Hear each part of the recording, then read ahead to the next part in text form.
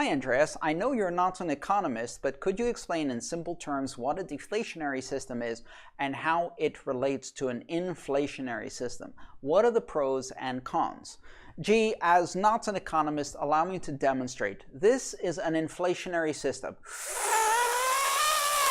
And this is a deflationary system.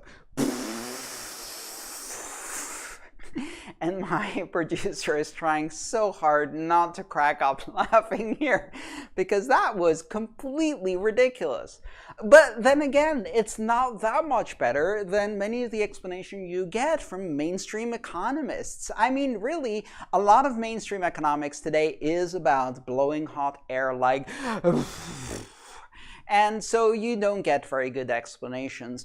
The bottom line here is that in an inflationary system, the total amount of money that is circulating in the economy is increased, sometimes increased dramatically, but continuously increased.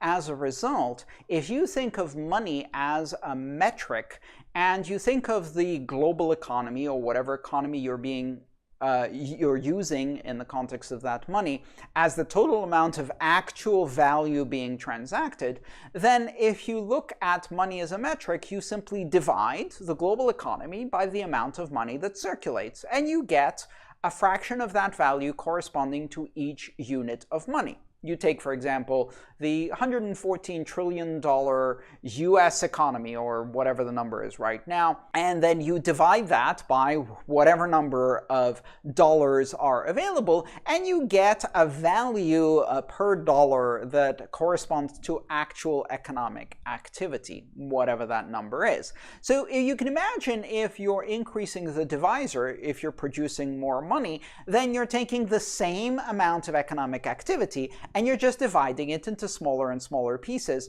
because you have more and more pieces. And that means that the amount of value that is reflected in each economic unit of currency goes down. You get to buy less with each dollar. It has less value because there's too many dollars dividing the same amount of economic activity. Creating more dollars doesn't increase the economic activity. The economic activity is the same. Another way to describe this is take a pizza, and if you cut it into 8 slices, you have 8 slices of pizza. If you're really hungry and cut it into 16 slices, now you have 16 slices of pizza, but you still have the same amount of food. Thank you, Hernan, for the helpful emoji demonstration of pizza slices. A disinflationary or deflationary currency, depending, is one in which the number of units does not increase, or it increases very, very slowly, so that the overall economic activity that it represents is either increasing faster or at the same pace,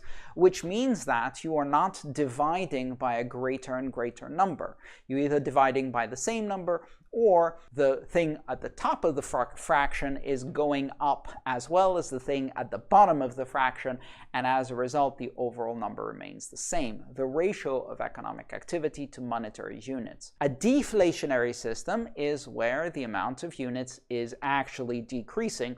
A disinflationary system is one where it is either not inflating as fast as the economic activity, or it is deflating slowly against the economic activity. Of course, Bitcoin is a disinflationary system because there is inflation. New Bitcoin is being created. It's just being created at a rate of less than 2%.